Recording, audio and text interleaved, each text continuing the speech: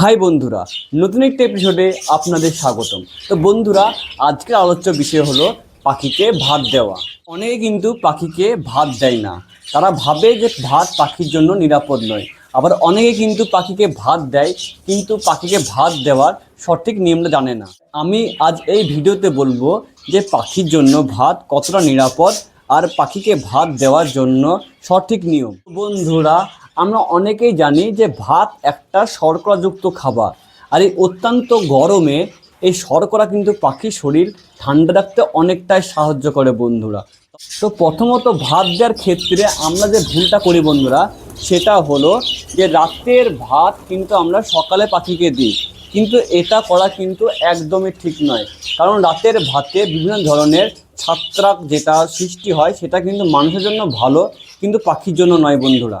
দ্বিতীয়ত ভুল আমরা যেটা করি বন্ধুরা, আমরা কিন্তু পাখিকে ভাত দিলে শুধু ভাতই দিই, কিন্তু এটা করা কিন্তু একদমই ঠিক নয়। তাই আমরা যখন পাখিকে ভাত দেব, হয় ডিমের সাথে দেবো, নইলে কিন্তু বন্ধুরা আমরা বিভিন্ন শাক বা সবজির সঙ্গে দেবো। আজকে আমি পাখিকে দিয়েছি সন্ধ্যের শাকের সাথে কিন্তু ভাত।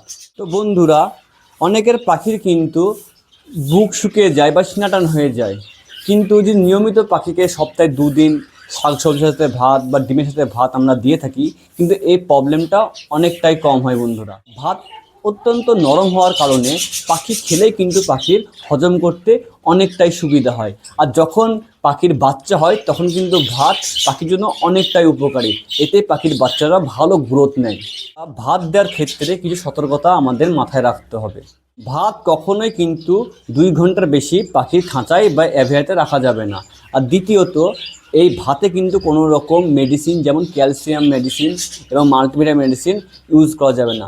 ভাত দিলে শুধুমাত্র ডিমের সাথে অথবা কিন্তু শাকসবজি দেওয়া অত্যন্ত বুদ্ধিমানের কাজ হবে। বন্ধুরা, পরবর্তী ভিডিও কিন্তু আমার আসছে পাখির পাতলা পায়খানা বা ডায়রিয়া নিয়ে।